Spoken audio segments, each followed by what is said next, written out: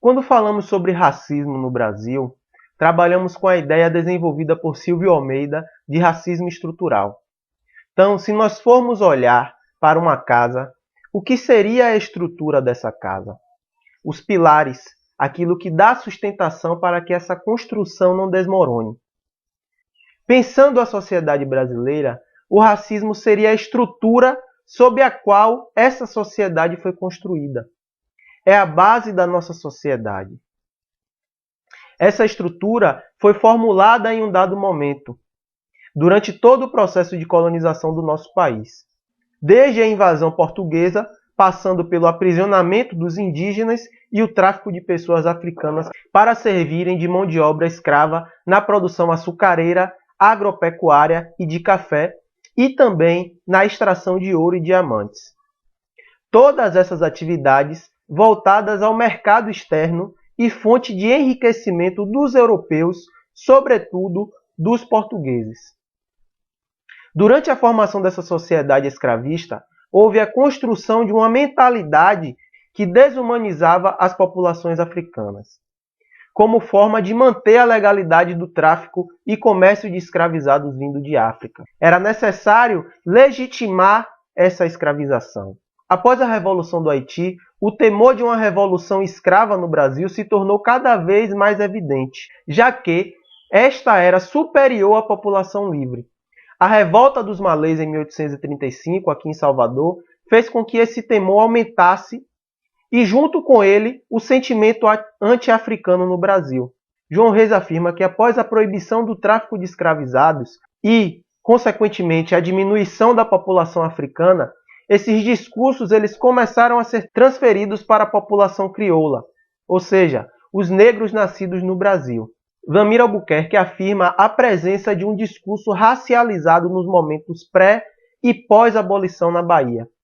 A ideia de raça, no século XIX, já era colocada de forma dissimulada, que por um lado era utilizada pela medicina legal para a formulação das teorias raciais, que afirmavam, por exemplo, uma predisposição da população negra para práticas criminosas, e do outro havia um movimento de resistência, a partir da exaltação das origens e heranças africanas por parte da população negra, sobretudo nos blocos de carnaval.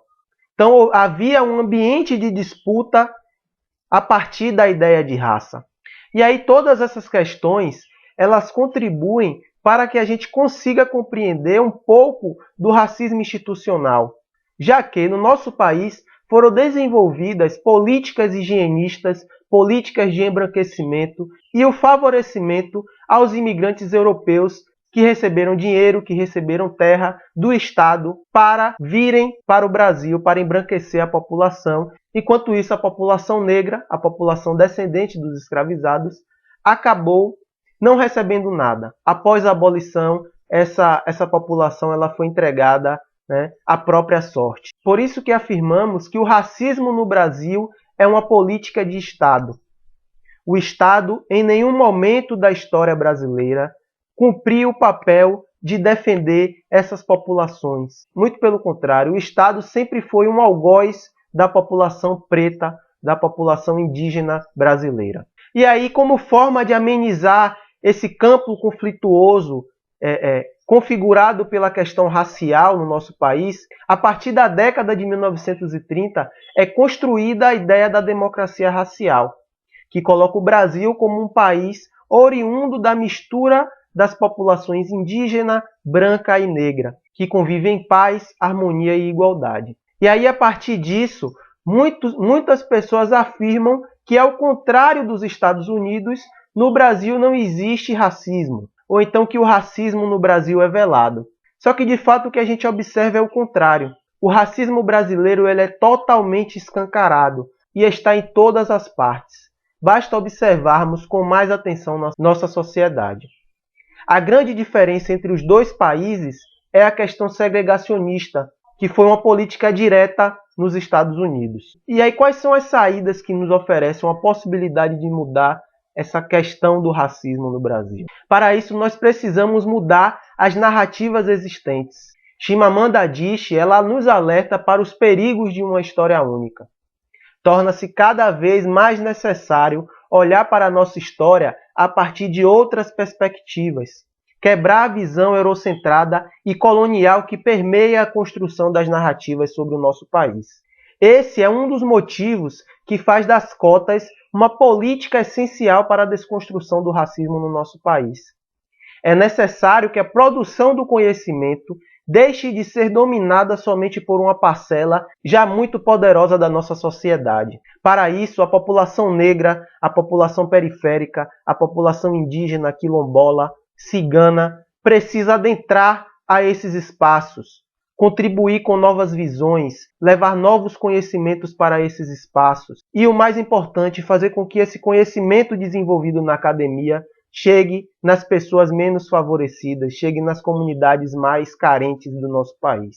Uma das formas que podemos combater esse racismo estrutural é a partir da educação antirracista.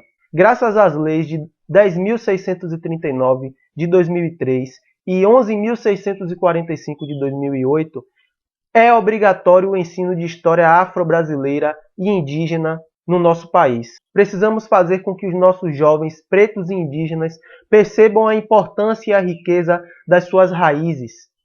Entendam que a história do negro e do indígena não começou na escravidão e no colonialismo.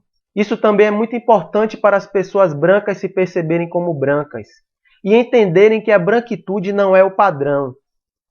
Esse trabalho precisa começar a partir das nossas crianças. Ninguém nasce racista.